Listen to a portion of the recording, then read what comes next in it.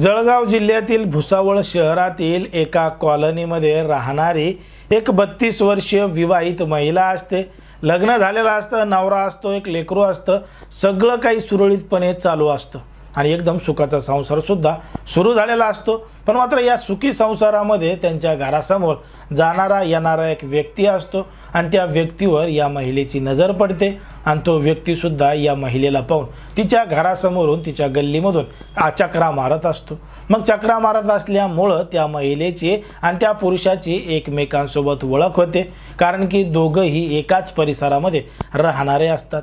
मग परिसरामध्ये ओळखीचे असल्यामुळं तो जो पुरुष आहे त्या महिलेसोबत ओळख वाढवण्याचा प्रयत्न करतो आणि ओळख वाढवल्यानंतर त्या महिलेच्या जवळ जातो, म्हणजे तिच्यासोबत जवळीक साधतो। आता जवळीक साधल्यानंतर दोघं जण एकाच कॉलनीतले आहेत, एकाच परिसरातले आहेत, मग बोलणं चालणं या सगळ्या गोष्टी नॉर्मल आहेत, म्हणून कोणी काही संशय घेत नव्हतं। पण मात्र हा जो पुरुष आहे या पुरुषाच्या मनात वेगळंच काहीतरी सुरू होतं, कारण की यांची ओळख त्याच परिसरामध्ये झालेली होती।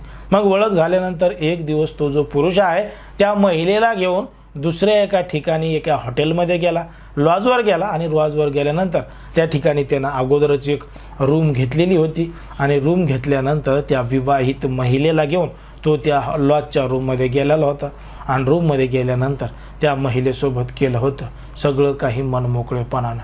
पण मात्र हे सगळं करत असताना ती जी महिला आहे त्या महिलेची मोठी फजिती झाली होती, कारण की घडलं होतं एक धक्कादायक प्रकरण, धक्कादायक घटना। नेमकं काय आहे संपूर्ण प्रकरण, कुठं घडली आहे घटना, हे आपल्याला अगदी सविस्तरपणे बघायचं आहे। पण जर तुम्ही अजूनही आपलं चॅनल सबस्क्राईब केलं नसेल तर लगेच सबस्क्राईब करून घ्या आणि बाजूला असणाऱ्या बेल नोटिफिकेशनला सुद्धा ऑन करायला विसरू नका। आता ही जी संपूर्ण घडलेली घटना आहे ती आहे आपल्या महाराष्ट्रातीलच जळगाव जिल्ह्यातील भुसावळ शहरातील श्रावणनगर परिसरामध्ये घडलेली संपूर्ण घटना आहे आणि याच श्रावणनगर परिसरामध्ये राहणारी एक 32 वर्षीय विवाहित महिला आहे।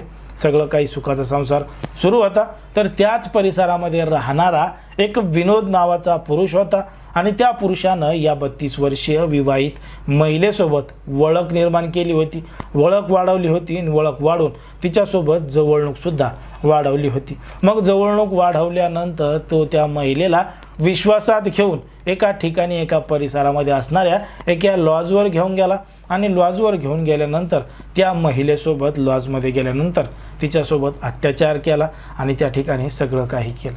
आता हे सगळं प्रकरण त्या ठिकाणी पार पडलं, ती महिला तिथून निघून आली, सगळं काही सुरळीतपणे होतं, कोणाला काही या गोष्टीची माहितीसुद्धा नव्हती।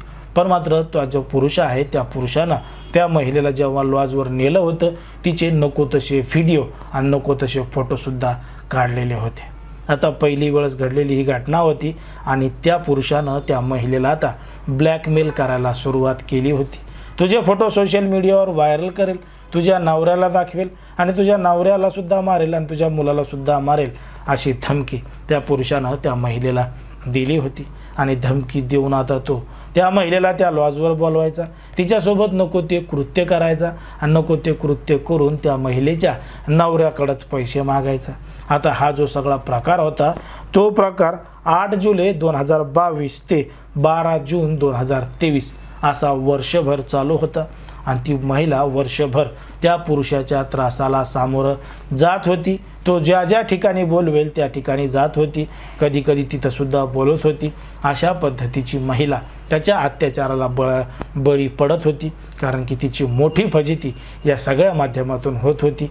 तिचे नको तसे फोटो त्याच्याकडे होते, तो व्हायरल करण्याची धमकी द्यायचा, नाहीतर मग तिच्या नवऱ्याकडे पैसे मागायचा, अशी माहिती त्या महिलेनं दिलेली होती। कारण की एकदा गुन्हा घडला की तात्काळ त्या प्रकरणाची माहिती पोलीस स्टेशनमध्ये द्यायला पाहिजे होती, पण मात्र त्या महिलेनं ती गोष्ट लपवलेली होती आणि त्या लपवलेल्या गोष्टीमुळेच मोठी फजिती त्या महिलेला झाली।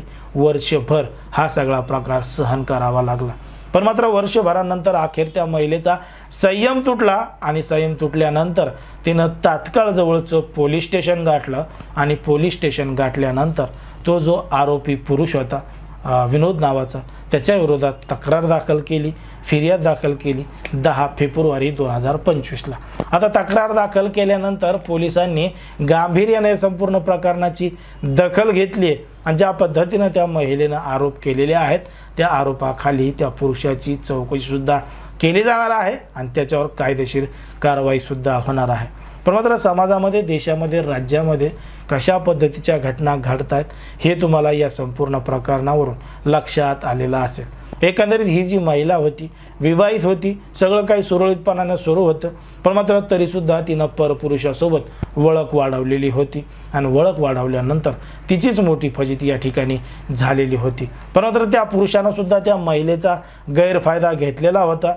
ती विवाहित असून तिच्या नादी लागलेला होता, तिच्या नवऱ्याला आणि तिच्या मुलाला जीवे मारण्याची धमकी तो देत होता, म्हणून हा एक गंभीर स्वरूपाचा गुन्हा होता। म्हणून त्याच्यावर सुद्धा कायदेशीर कारवाई, कडकातली कडक कारवाई व्हायला पाहिजे अशी सुद्धा मागणी अनेकांनी केलेली आहे। आता या संपूर्ण प्रकरणामध्ये नेमका दोषी कोण आहे, खरा गुन्हेगार कोण आहे, तुम्हाला काय वाटतं हे अगदी स्पष्टपणे कमेंटमध्ये सांगा। कारण की कोणाच्याही भावना दुखवणं, कोणाचंही मन दुखवणं हा आपला उद्देश नाही। समाजामध्ये जे घडतंय तेच सांगण्याचं काम आपण या ठिकाणी करत असतो। त्यामुळे तुमच्या प्रतिक्रिया अगदी स्पष्टपणे सांगा आणि अशाच पद्धतीचे नवनवीन व्हिडिओ पाहण्यासाठी आपल्या चॅनलला लगेच सबस्क्राईब करा।